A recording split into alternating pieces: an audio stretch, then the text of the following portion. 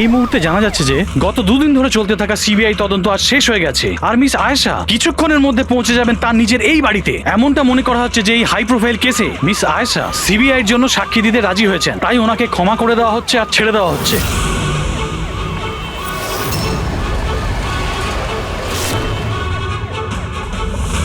Ma'am, এটা কি সত্যি যে আপনি সিবিআই এর জন্য সাক্ষী দিতে রাজি হয়েছেন? ম্যাম, পুলিশ আপনাকে নিজের থেকে সিকিউরিটি দিচ্ছে নাকি সিবিআই? ম্যাম, এটা কি সত্যি যে আপনার কাছে উপযুক্ত প্রমাণ আছে?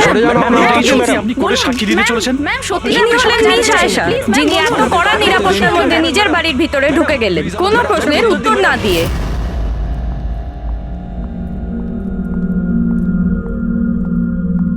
ম্যাডাম, খাবার রেডি আছে, দিয়ে দেবো কি?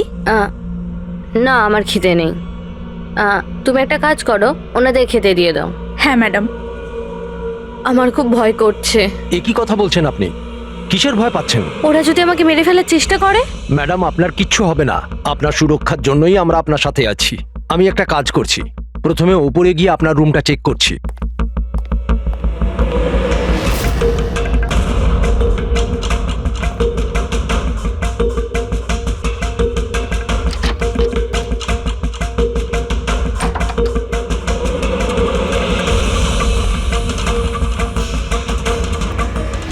আপনার রুমটা চেক করেছি, সবকিছু ঠিক আছে, আর আপনি গিয়ে রেস্ট নিতে পারেন।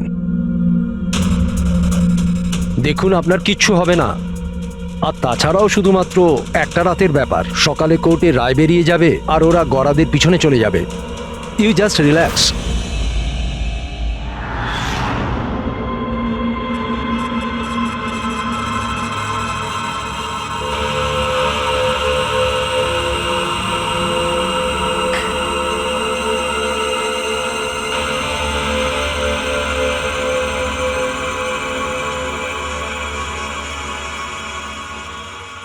ম্যাডামকে সুরক্ষিত রাখা আমাদের সকলের দায়িত্ব। ওপর থেকে স্ট্রিক্টলি অর্ডার আছে, তাই সারা রাত সাবধানে থেকো। Okay sir. ঠিক আছে?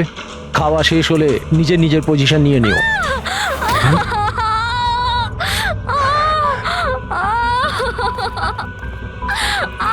ম্যাডাম, ম্যাডাম, ম্যাডাম, ম্যাডাম, দরজা খুলুন। ম্যাডাম, দরজা খুলুন। দরজাটা খুলুন ম্যাডাম।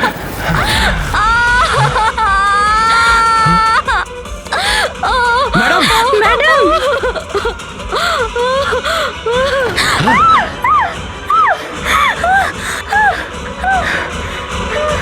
ও শিট।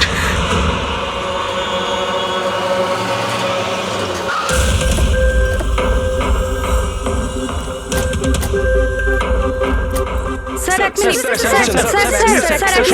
স্যার জানা যাচ্ছে কোনো দুর্ঘটনা ঘটে গেছে। আপনি বলতে পারবেন এই বাড়িতে ঠিক কি হয়েছে? স্যার, এই কেসটা তো সিবিআই এর কাছে ছিল, তাহলে কি সিআইডি কে হ্যান্ড ওভার করে দেওয়া হলো? দেখুন, এখানে একটা মার্ডার হয়েছে বলেই আমরা এখানে এসেছি। এর থেকে বেশি কিছুই বলতে পারবো না। পরে কথা বলছি। একটু সরে যান। আসুন স্যার।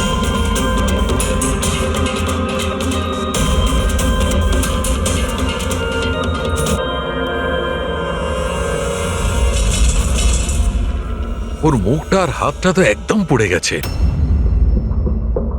ওর কোনো চিহ্ন তো এই রুমে আর দেখতেই পাচ্ছি না। দেখে তো মনে হচ্ছে যে অ্যাসিড অ্যাটাক হয়েছে। হ্যাঁ দয়া, অ্যাসিড অ্যাটাকই হয়েছে। কিন্তু স্যার, কোথাও তো পড়তো জামা কাপড়ে বা নিচে কোনো অ্যাসিডের চিহ্নই তো নেই। সেটা তো ঠিক।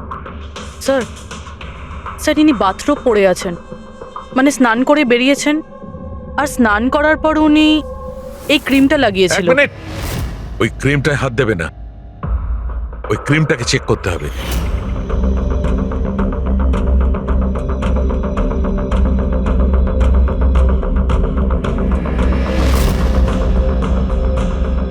আরে, এ তো কিছুই হলো না।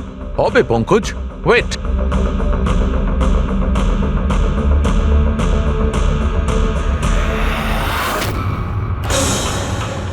আরে স্যার, এটা তো দেখলে, এটাতে এমন অ্যাসিড মেশানো হয়েছিল যেটা সঙ্গে সঙ্গে কাজ করে না, 2-3 মিনিট বাদে কাজ শুরু করে। আর যখন কাজ শুরু করে তখন এরকম ভয়ঙ্কর ভাবে কাজ করে।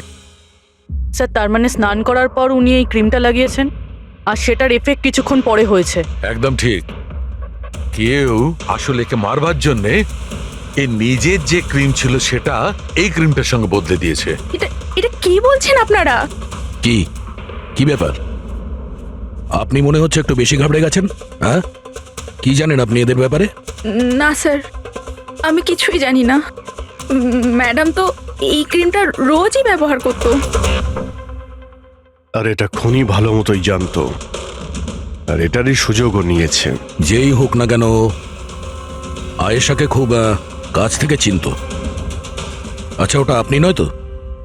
না স্যার। দেখো, আমরা জানি তুমি কিছু জানো। না ম্যাডাম, আমি কিছুই লুকাচ্ছি না। ব্যাস এই ক্রিমটা আমি লুকিয়ে লুকিয়ে কখনো কখনো ব্যবহার করতাম, আর আজও এই ক্রিমটা আমি মেখেছি। এক মিনিট, এই ক্রিমটা তুমি কখন লাগিয়েছো? স্যার, ম্যাডামের ঘরে আসার কিছুক্ষণ আগে, এই ধরুন 8টা নাগাদ। 8টার সময়? চেক করো। স্যার, পুড়ে যাওয়ার তো কোনো চিহ্নই নেই। হবে না, পোড়ার দাগ এই জন্য হবে না কারণ উনি যখন ক্রিমটা লাগিয়েছিলেন ওতে অ্যাসিড ছিল না, মানে ওই ক্রিমটা অরিজিনাল ছিল। তার মানে খনি ক্রিম 8টা থেকে 9টার মধ্যেই বদলে দিয়েছিল। কিন্তু কিভাবে? এখানে এত সিকিউরিটি ছিল। মনে হয় আগে থেকেই কেউ রুমে ছিল। এটা কি করে হতে পারে স্যার? কারণ ম্যাডাম এখানে আসার আগে আমি এই রুমটাকে ভালো করে চেক করেছিলাম, এখানে কেউ ছিল না। আর তাছাড়া ম্যাডামের চিৎকার শুনেই আমরা দৌড়ে এখানে এলাম, আর দেখি দরজা ভেতর থেকে লক স্যার। হ্যাঁ স্যার, আর ভেতরে আসার জন্য আমাদের দরজা ভাঙতে হয়েছিল। ঠিক আছে, আপনারা এখন আসুন, প্রয়োজন পড়লে আবার ডেকে নিচ্ছি। Okay sir. রুমের ভিতরে কেউই আসেনি, কিন্তু রুমটা চেক করতে কনস্টেবলই এসেছিল। পুরবি একটা কাজ করো, এদের সবার ব্যাকগ্রাউন্ড চেক করো। ততক্ষণে আমরা জানার চেষ্টা করি যে ব্যাপারটা কি। এত মিডিয়া, সিবিআই এর কেস, এতগুলো সিকিউরিটি, কি কারণে? অ্যাকচুয়ালি আয়েশা খুব বড় খেলোয়াড় ছিল, লাইক এজেন্ট। যে ধরনের এজেন্ট দুটো পার্টির মধ্যে ডিল করিয়ে মাঝখান থেকে ভালো কমিশন নিয়ে সরে যায়। শুধু এটা ধরে নিন যে আয়েশাও এই ধরনেরই এজেন্ট ছিল, কিন্তু টপ লেভেলের। ওর সমস্ত ডিলগুলি লাখ আর কোটি টাকার উপরেই হতো, আর সব কটাই ছিল একেবারে বেআইনি। আমাদের কাছে এসব কিছুরই প্রমাণ ছিল, আমরা ওকে অ্যারেস্টও করেছিলাম। কিন্তু ও হঠাৎ করে রাজসাক্ষী হয়ে গেল। ও নিজের মুক্তির বিনিময়ে 3 জন বড় ব্যবসাদারের দুর্নীতির বিরুদ্ধে আমাদের হাতে সব প্রমাণগুলো দিত। আজ কোর্টে শুনানি ছিল, কিন্তু কাল রাতেই ওর মার্ডার হয়ে যায়। 3 জন বড় বিজনেসম্যান, এরা কারা? বিকি, রাহুল, কুমার। এই 3 জনের কাছেই পয়সা আর পাওয়ার যথেষ্ট আছে, যা খুশি করতে পারে। আর যে প্রমাণগুলো আয়েশার কাছে ছিল, আয়েশার কাছে কিছু টেপ ছিল, এই 3 জন বিজনেসম্যানের বেআইনি কাজের কিছু ভিডিও ফুটেজ।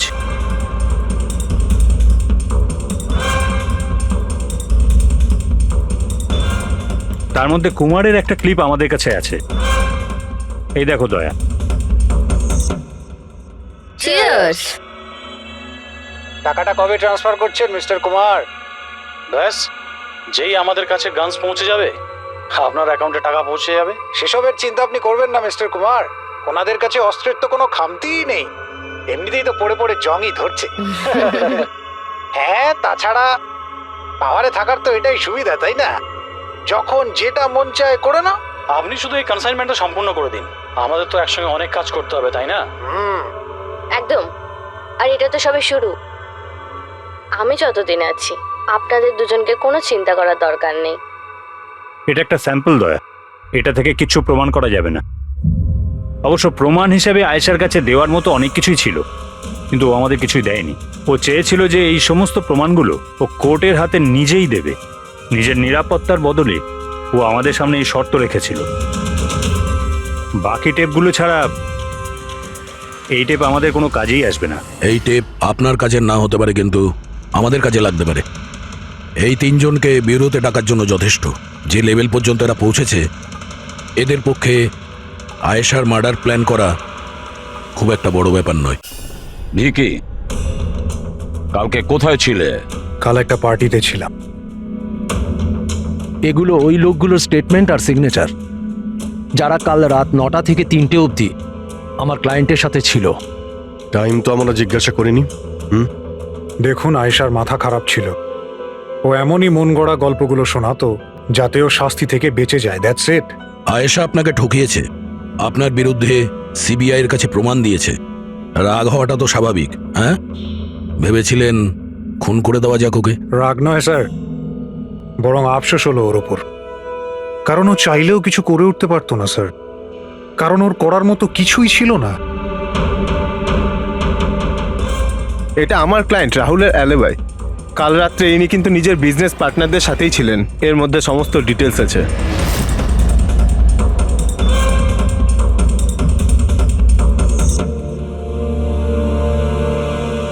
আমার মনে হয় না যে আপনাদের কিছু জানার আছে বলে।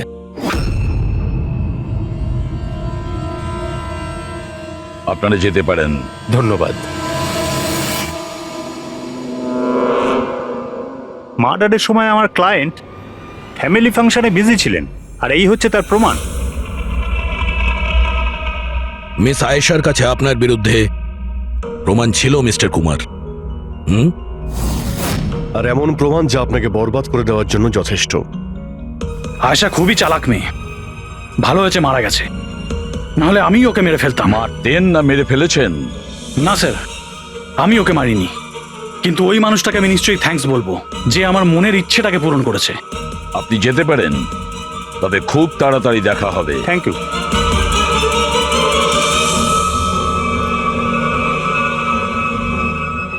আপাতত আমরা কাউকেই অ্যারেস্ট করতে পারবো না। এখানে সবারই কোনো না কোনো কারণ আছে। স্যার, হ্যাঁ স্যার, স্যার একটা কথা জানা গেছে।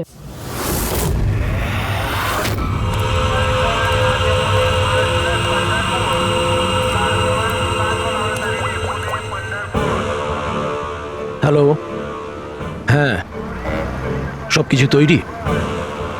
একটা কথা মনে রেখো, কোনো ভুলভ্রান্তি যেন না হয়। এই তো দাদা, চলে আসুন, বাস ছাড়বে, বাস ছাড়বে।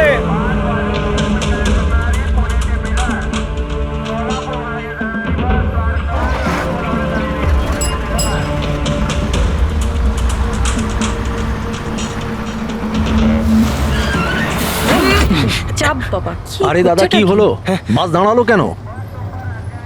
আরে বাসের সামনে কেউ গাড়ি দাঁড় করিয়ে দিয়েছে দাদা। মাঝ রাস্তায়?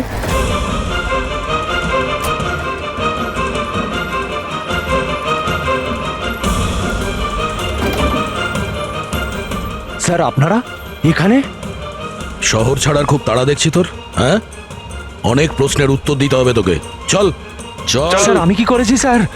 স্যার, আমার কথাটা তো শুনুন স্যার। স্যার, আমাকে কেন ধরছেন স্যার? স্যার স্যার কি করছেন স্যার? আমাকে কেন ধরছেন? আমি তো ছুটি নিয়ে দেশে যাচ্ছি স্যার। তোর রেকর্ড আমরা চেক করেছি।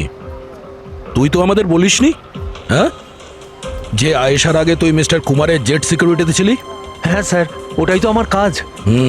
আর আপনি তো জানেন যে সরকার আমাদের যেখানে পাঠায় সেখানে যেতে হয়। তোমার মোবাইলে কুমারের কল একবার নয় 3 বার, আয়েশার মার্ডারের ঠিক আগে। এটাও একটা কাজ। আপনারা ঠিক বলেছেন স্যার। কুমার আমাকে কল করেছিল, ও আয়েশা ম্যাডামের সঙ্গে কথা বলতে চাইছিল, কিন্তু আমি বারণ করেছিলাম স্যার।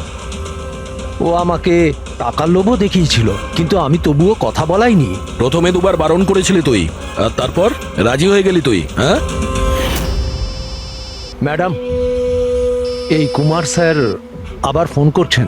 হ্যাঁ, আমাকে কোনো বিপদের ব্যাপারে বলতে চাইছে। ফোনটা দাও। এই নিন। হ্যাঁ বলো। আমি জানতে পারলাম তুমি আমার জন্য চিন্তা করছো, কোনো বিপদ থেকে আমাকে উদ্ধার করতে চাইছো। How strange. আমি বলে দিচ্ছি, আমি তোমাকে খুব ভালো মতো চিনি। আর এই সমস্ত কার্যকলাপ না তুমি অন্য কারোর সাথে করো। আর এমনিতেও যদি আমি জেলে যাই, এই টাকাগুলো নিয়ে আমি কি করব? আচার দেবো? এই টাকাটা না তুমি তোমার কাছেই রাখো, এটা তোমারই সাহায্যে লাগবে। কোনো দরকার নেই এই ফোনটা আমাকে দেওয়ার। আমার সাথে গেম খেলার চেষ্টা করে যাচ্ছে, আর তুমি ওকে সাহায্য করছো। আমি কোথায় ম্যাডাম? আপনাকে সাহায্য করছিলাম তো। ঠিক আছে থাক, শুধু এইটুকুনি জেনে রেখো, তুমি যদি ওকে সাহায্য করো না, রক্ষা পাবে না। আমি সিবিআই কে বলে দেবো, যদি আমার কিছু হয় তাহলে সবার প্রথমে তোমাকেই অ্যারেস্ট করবে। তুই গেছিলি না আয়েশার ঘরে ঠিক ওর রুমে ঢোকার আগে? ওর বিউটি ক্রিমটাকে অ্যাসিড ক্রিমে বদলাতে খুব বেশি সময় লাগেনি নিশ্চয়ই, তাই না? এ আপনি কি বলছেন স্যার? আমার কথা বিশ্বাস করুন, আমি সত্যি বলছি। যদি তুই সত্যি কথাও বলিস না, তাহলেও এই কেস যতক্ষণ না সলভ হচ্ছে তুই আমাদের হেফাজতে থাকবি, বুঝলি? এখন চল, নিয়ে চল ওকে, চল চল। আরে স্যার স্যার স্যার স্যার আমি কিছু করিনি স্যার, ছেড়ে দিন স্যার, প্লিজ স্যার। হ্যাঁ পুরবি বলো। স্যার ওই ফুটেজটা যেটা ও সিবিআই কে পাঠিয়েছে সেটা ওই ঘর থেকেই শুট করা হয়েছে যেখানে ওর খুন হয়েছিল। তার মানে আয়েশার বেডরুমে? হ্যাঁ স্যার, ওরই বেডরুমে। আসলে এই ফুটেজটা 1 বছর আগের, ফার্নিচার বদলানো হয়েছিল তাই বোঝা যাচ্ছিল না। Are you sure? স্যার 100%, এটা সেই ঘরটাই। হ্যাঁ, একটা ভাইটাল ইনফরমেশন দিলে Purbi, thank you so much. Purbi বলল যে আয়েশা মিনিস্টার আর মিস্টার কুমারের স্টিংটা ওই রুমেই করেছে। আর যদি এটাই হয়, ক্যামেরা ওই ঘরেই কোথাও লুকানো আছে, তার মানে ক্যামেরা এখনো ওখানেই আছে।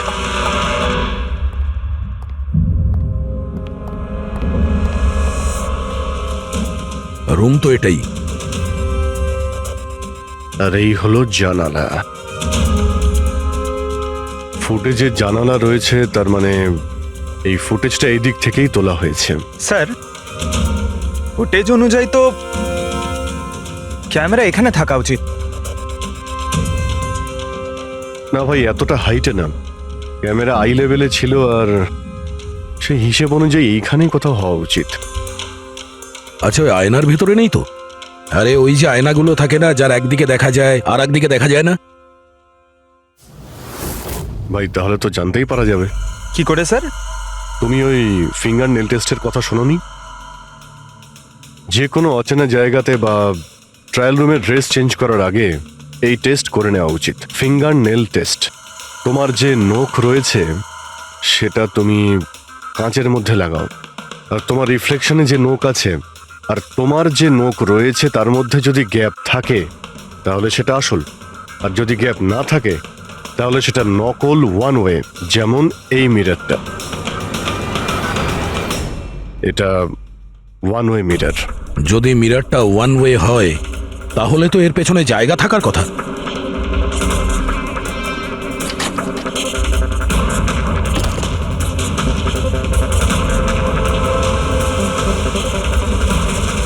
অভিজিৎ,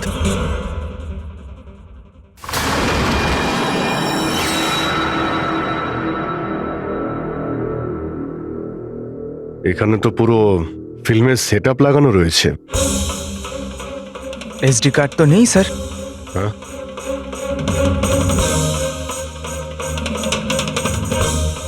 লকার খালি। স্যার মনে হয় টেপটা এখানেই রাখতো। এই জায়গা থেকেও বড় বড় লোকের কেলেঙ্কারি রেকর্ড করেছে, আর এই জায়গায় ব্যবহার করে খুনি ওকে খুন করে দিয়েছে। হতে পারে এই ওয়ান ওয়ে মিরর দিয়ে ওকে ছটপট করে মরতে দেখেছে ও। স্যার তার মানে আমরা যখন ওখানে লাশের সঙ্গে ছিলাম তখনও এখানে ছিল, আর আমাদের যাওয়ার পরে সুযোগ বুঝেও এখান থেকে পালিয়ে গেছে। তার মানে আয়েশা আর পুলিশের অনুপস্থিতিতে লোকটা বাড়িতে ঢুকেছিল, হয়তো বাড়ির পিছন থেকে।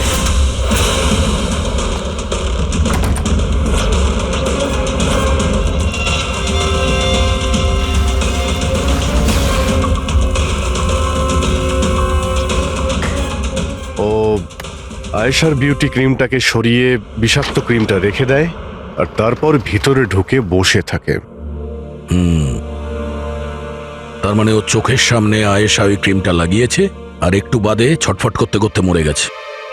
তারপর পুলিশ আর রাখি এখানে আসে, তখনও ভেতরে ছিল। তারপর আমরা এখানে এসেছি, তখনও ভেতরে ছিল।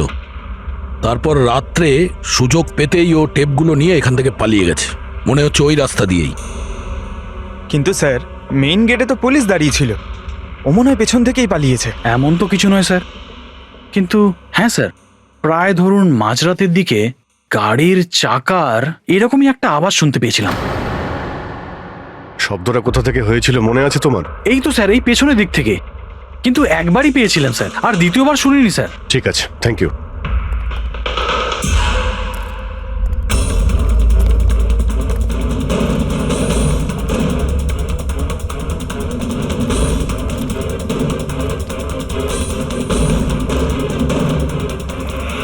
স্যার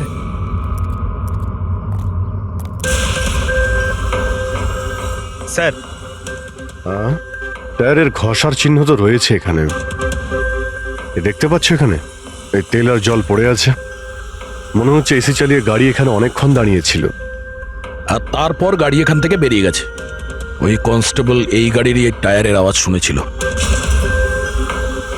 যদি গাড়িটা এখানে অপেক্ষা করেই থাকে তাহলে হঠাৎ এমন কি হলো যে তাড়াহুড়ো করে চলে গেল? স্যার মনে হয় কেউ দেখে ফেলেছিল, ওই জন্য ভয়তে পালিয়ে গেছো। পয়েন্ট আছে। এখানে আশপাশটা জিজ্ঞাসা করে দেখি।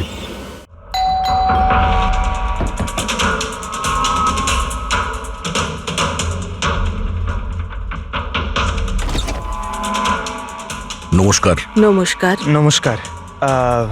আমরা সিআইডি অফিসার্স। সিআইডি? ম্যাম, কালকে রাত্রে আপনি এখানে কিছু কিছু অদ্ভুত দেখেছিলেন বা শুনেছিলেন, এমন কিছু যা আগে কখনো ঘটেনি? হ্যাঁ, দেখে তো ছিলাম। অনেক রাত পর্যন্ত আমি ঘুমোতে পারিনি। আর রাতে আমি দেখলাম বাড়ির সামনে একটা বড় গাড়ি পার্ক করা আছে, কিন্তু ওটা আমাদের সোসাইটির কারণ নয়। অনেক রাত পর্যন্ত গাড়িটা কিন্তু ওখানেই ছিল। কোন গাড়ি ছিল আপনার মনে আছে কিছু? দেখুন, গাড়ির ব্যাপারে তো আমি বিশেষ কিছু তো জানি না, কিন্তু ওটা HX9 ছিল, কারণ আমার ছেলের কাছেও ওই একই গাড়ি আছে। I see. আরো একটা কথা, যতক্ষণ ওই গাড়িটা ওখানে দাঁড়িয়ে ছিল না, গাড়ির ইঞ্জিনটা চালুই ছিল আর ভিতরে একজন বসেও ছিল। আমি এটা দেখছিলাম আর তখনই ওখানে কাউকে একটা আসতে দেখলাম, আমাদের আয়েশার বাড়ির দিক থেকে। ওর হাতে কিন্তু একটা ব্যাগও ছিল। আরে এই যে, কে ওখানে? গাড়িটা তো চলে গেল, কিন্তু এটা বুঝতে পারলাম না যে ওরা কারা ছিল, কেন এসেছিল, আর ওরা আয়েশার বাড়িতেই বা কি করছিল। Thank you ma'am, thank you very much. Thank you. Sir, তার মানে খুনির সঙ্গে আর একটা লোক ছিল যে গাড়িতে বসে অপেক্ষা করছিল। লাখ টাকার গাড়ি ছিল। কি মনে হচ্ছে কে হতে পারে? সন্দেহের তালিকা এখন ওই তিনজনই রয়েছে। আরটিও থেকে খোঁজ নিয়ে দেখি এই গাড়িটা এই তিনজনের মধ্যে কার কাছে রয়েছে। স্যার, এই ধরনের দামি গাড়ি 3 জনের কাছে আছে। কি? হ্যাঁ স্যার, খুবই শৌখিন লোক, এক একজনের কাছে অনেক গাড়ি আছে। তাহলে এই 3 জনের মধ্যে ওই গাড়িটা কার আছে কি করে জানতে পারবো? তাও সিচুয়েশন অনুযায়ী খুনি এই তিনজনের মধ্যে কেউ মনে হচ্ছে। না স্যার, আমরা তিনজন এই খুনের ব্যাপারে কিচ্ছু জানি না। আপনারা এখানে কেন? স্যার, আয়েশা জীবনকালে তো আমাদের বাঁচা দুষ্কর করেই দিয়েছিল, এখন মরার পরেও আমাদের বাঁচা দুষ্কর করে দিচ্ছে। তার মানে? স্যার, আয়েশার খুনি ও আমাদের প্রত্যেককে ফোন করে 25 কোটি টাকা করে চেয়েছে, তাও আবার 24 ঘন্টার মধ্যে। আর হুমকি দিয়েছে আমরা যদি না দিই তাহলে ও আমাদের টেপ লিক করে দেবে। এর মানে হচ্ছে আমাদের মার্ডারের সঙ্গে কোনো সম্পর্ক নেই। ওই গলাটাকে চিনতে পেরেছেন? না স্যার, আমি চিনতে পারিনি। আপনারাই শুনে নিন, আমি কলটা রেকর্ড করেছি। আয়েশাকে আমি খুন করেছি, আর ওই টেপসগুলো আমার কাছেই আছে। ওই টেপসগুলোর মধ্যে যা প্রমাণ আছে তোমাদেরকে সারা জীবন জেলে রাখার জন্য যথেষ্ট। 24 ঘন্টার মধ্যে কেম্যান ল্যান্ড ব্যাংকের অ্যাকাউন্ট নাম্বার 23122-তে 25 কোটি টাকা জমা করে দিন, না হলে এই প্রমাণটা পুরো দুনিয়া দেখবে। তোমাদের কাছে 24 ঘন্টা আছে, ভেবে নাও কি করবে। ওকে ট্রেস করো, দেখো কোথা থেকে ফোন এসেছে, কে ফোন করেছিল, দেখো কোনো ডিটেলস পাওয়া যায় কিনা। ওই যে ও অ্যাকাউন্ট নাম্বার দিয়েছে, ওটা দিয়ে হয়তো জানা যেতে পারে। না, ইন্টারন্যাশনাল ব্যাংক স্যার, কোনো ডিটেল দেবে না ওরা। হ্যাঁ, কথাটা ঠিকই। স্যার, হ্যাঁ, ইন্টারন্যাশনাল কল, প্রেস করতে পারছি না। তার মানে কিছুই হবে না? ওই বদমাশকে 25 কোটি টাকা দিতেই হবে? না। কেন দেবেন 25 কোটি টাকা ওই বদমাশ লোকটাকে? হ্যাঁ, আর কেন দেবেন যেখানে আপনারা কিছু করেননি? না কোনো ঘুষ দিয়েছেন আপনারা, না কোনো বেআইনি কাজ করেছেন। তাহলে আপনাদের বিরুদ্ধে ওই টেপে তো কিছুই থাকবে না। হ্যাঁ, যদি আপনারা কিছু করে থাকেন তাহলে। আরে এটা কি বলছেন স্যার? আমরা কিচ্ছু করিনি, আমরা ইনোসেন্ট, আমরা নির্দোষ। আপনি তো অযথাই আমাদের ওপর। আশ্চর্য তো। এনিওয়ে, থ্যাংক ইউ, আমরা নিজেরা সামলে নেব। চলো।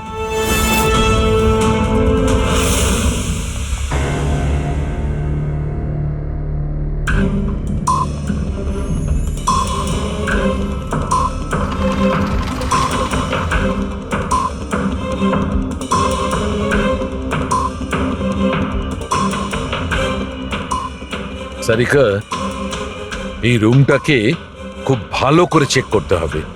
খুনি এখানে ঘন্টার পর ঘন্টা ছিল, তার মানে এখানে কোনো না কোনো জিনিস নিশ্চয়ই পাবো আমরা, যেটা দিয়ে ওর ডিএনএ টেস্ট করা সম্ভব। ওর চুল, ওর নখ, যা কিছু।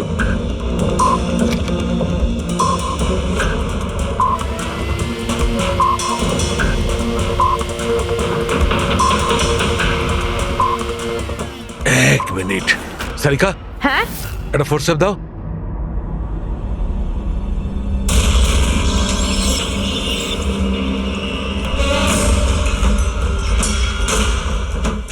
মাই গড, সারিকা এই দেখো। Contact lenses? Yes, contact lens. কিন্তু কিন্তু আয়েশার চোখ তো একদম ঠিক ছিল। আমি নিজেও রিপোর্টস চেক করেছি, না ও চশমা পরতো আর না কন্ট্যাক্ট লেন্স। তবে এই কন্ট্যাক্ট লেন্সটা কার হতে পারে? খুনির? না না, খুনির হতে পারে না। একটা চোখের কন্ট্যাক্ট লেন্স খুলে যাবে আর কেউ জানতে পারবে না, এটা ইম্পসিবল। দেখান তো একটু।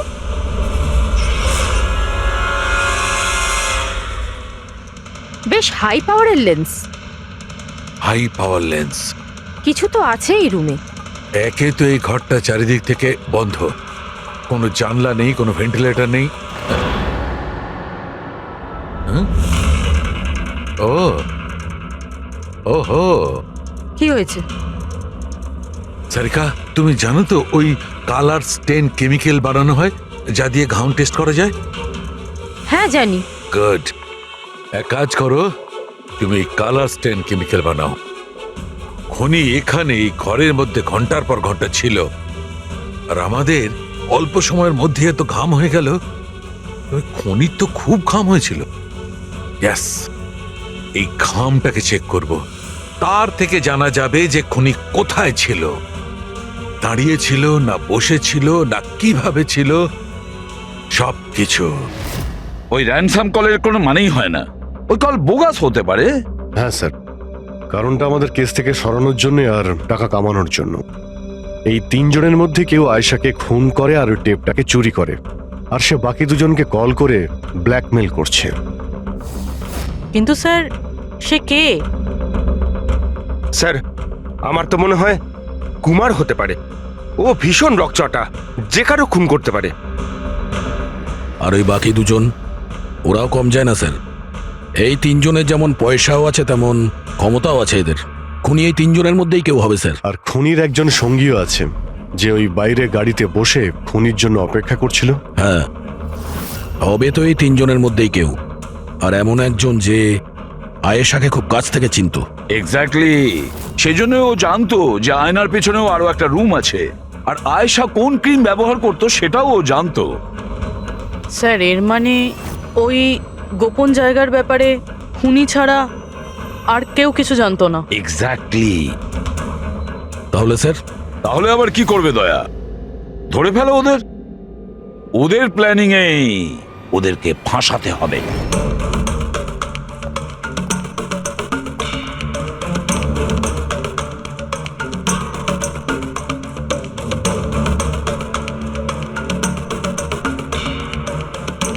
আমাদেরকে এখানে কেন ডাকলো?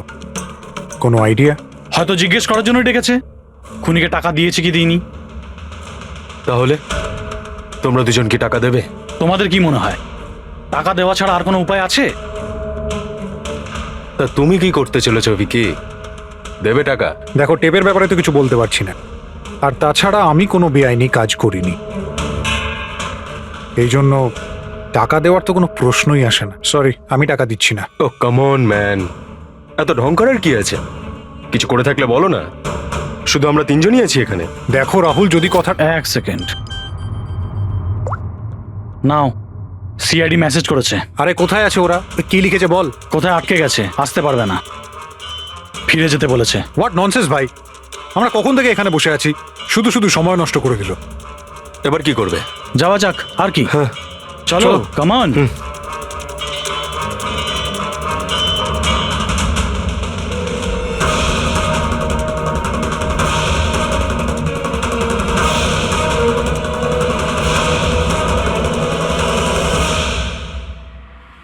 এই সে।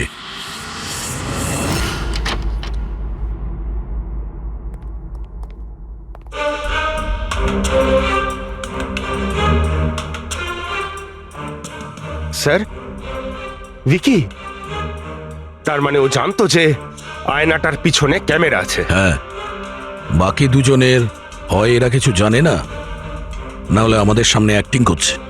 স্যার আমার তো এই বিকিকেই সন্দেহ হচ্ছে। এবার কি করব? নজর রাখা যাক এর ওপর, কোনো না কোনো ভুল নিশ্চয়ই করবে। হ্যাঁ সারিকা, কালাস্টেন কেমিক্যাল রেডি। ঠিক আছে, চলো।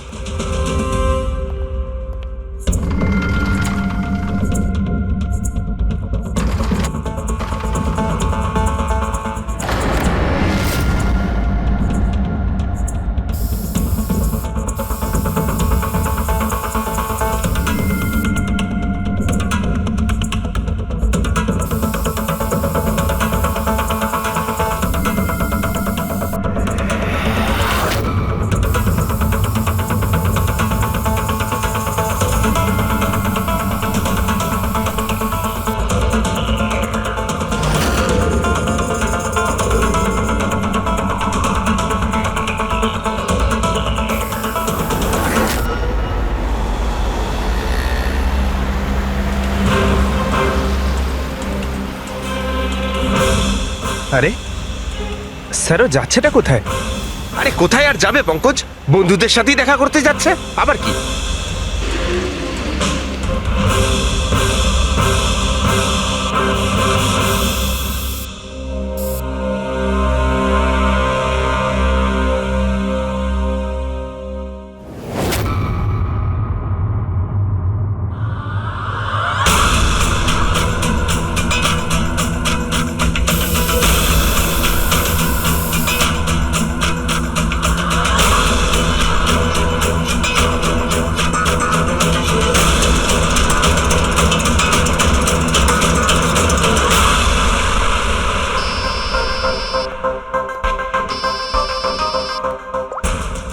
হ্যাঁ সারিকা, বলো। গুড, কিছু পেলে? মেঝেতে? মেঝেতে শুয়েছিল? মেঝেতে কেন? ওকে ওকে, ঠিক আছে সারিকা, আমি তোমাকে পরে ফোন করছি। বাই। ওই 2 দিন আগে আমি 1124 লাস্টটা এনেছিলাম। হ্যাঁ স্যার। কোথায় ওটা? ওর মুখটা দেখতে হবে। এই যে স্যার।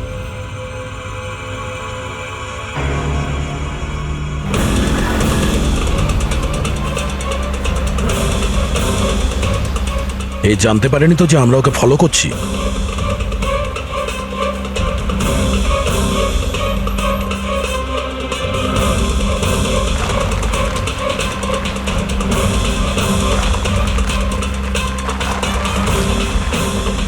স্যার, এটা সত্যি সত্যি বাড়িতে ঢুকে গেল। ভেবেছিলাম ও কোনো বন্ধুর সাথে দেখা করবে। হ্যাঁ অভিজিৎ। কি? ডক্টর সালুকে বলে দিয়েছেন যে খুনি কে? কে? ও হ্যাঁ, আমরা এই উইকিকে ফলো করতে করতে ওর বাড়ির কাছে পৌঁছে গেছি। ঠিক আছে, আমরা ওয়েট করছি। অভিজিৎ আসছে।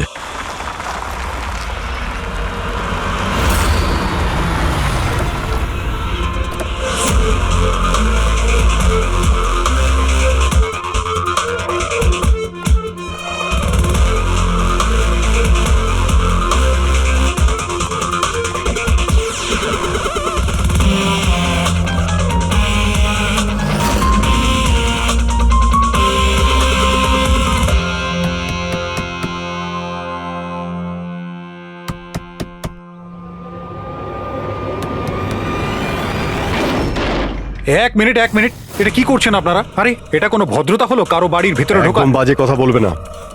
আমরা সত্যিটা জেনে গেছি। কোথায় লুকিয়ে রেখেছো ওকে? দেখুন, আপনি আমার কথা শুনুন, আপনার কোথাও ভুল হচ্ছে। আমি কিচ্ছু করিনি। আমি না আয়েশাকে খুন করেছি আর না এখানে কাউকে লুকিয়ে রেখেছি। আমরা কখন বললাম যে তুমি আয়েশার খুন করেছো? হ্যাঁ, একেই বলে চোরের নজর বোচকার দিকে। দেখুন, আমার কথাটা বোঝার চেষ্টা করুন। আপনারা আমার কথাটা শুনুন, আপনারা আমার কথা কেন শুনছেন না?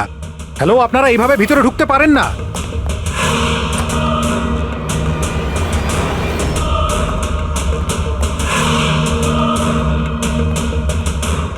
এখানে তো কেউ নেই। আমি বলছি আপনাদেরকে এখানে কেউ নেই, প্লিজ। আরে বন্ধ করুন এগুলো, এইভাবে ভিতরে আপনারা ঢুকতে পারেন না। Hello, excuse me, hello. আরে ওপরে কিচ্ছু নেই স্যার। আরে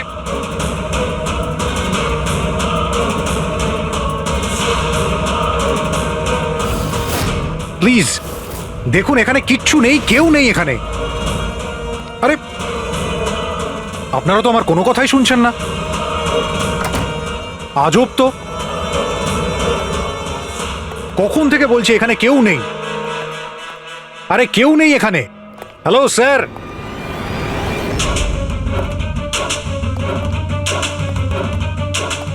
দেখুন আমার কথাটা শুনুন প্লিজ, শুনুন। দেখুন দেখুন, আমি আপনাকে বলছি আমি আয়েশাকে খুন করিনি। প্লিজ আমার কথাটা বোঝার চেষ্টা করুন, আমি সত্যি বলছি। আমরা জানি যে তুমি আয়েশাকে খুন করনি। তাহলে আপনারা এখানে কি খুঁজছেন? 1 মিনিট সব জানতে পারবে।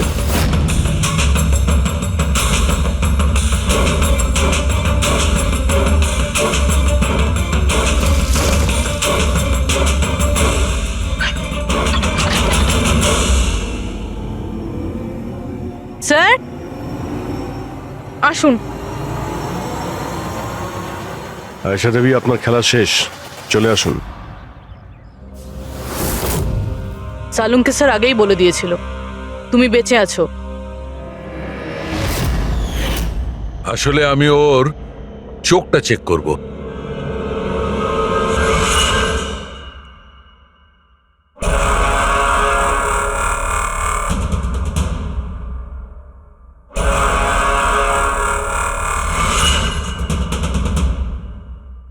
আমি যেটা ভেবেছিলাম সেটাই ঠিক। তুমি আসলে আয়েশা হতেই পারো না। তুমি তো সে যাকে ঘরের মধ্যে বেঁধে রাখা হয়েছিল। অন্য কোনো মেয়েকে আয়েশা বানিয়ে নির্মমভাবে ওকে হত্যা করেছো। কে ছিল ওই মেয়েটা? কি শত্রুতা কি ছিল ওর সঙ্গে? ওর সাথে কোনো শত্রুতা ছিল না। আমি শুধু আমার জীবনটাকে বাঁচাতে চেয়েছিলাম। আমি খুব ভালো করে জানতাম যে সিবিআইকে সাক্ষী দেবার পরেও আমি সুরক্ষিত থাকবো না। এই তিনজনেই কিন্তু খুব ডেঞ্জারাস। ওরা আমাকে ঠিক খুঁজে বের করে নিত, আর আমি ভয় পেয়ে বেঁচে থাকতে পারতাম না। তাই আমার সামনে একটাই রাস্তা ছিল, নিজের মরে যাওয়ার মিথ্যে অভিনয় করে সারাটা জীবনের মতো উধাও হয়ে যাওয়া।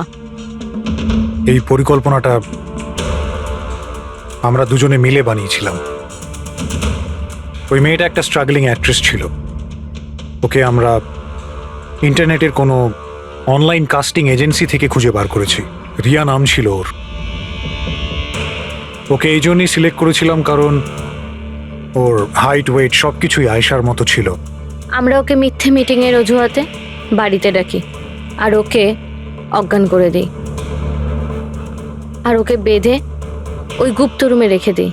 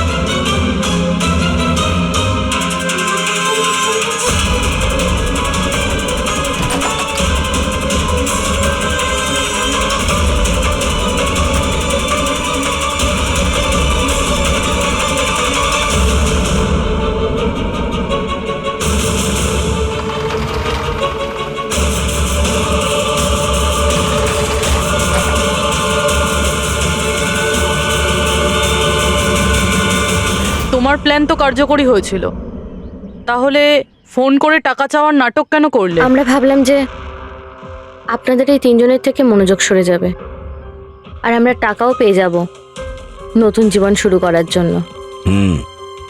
প্রয়োজনের থেকে বেশি চালাকি আর লোভ তোমাদের নিজেদের জালেই ফাঁসিয়ে দিয়েছে। চিন্তা করো না, তোমাদের জীবন নতুন করে শুরু হবে, কিন্তু সেটা জেলে।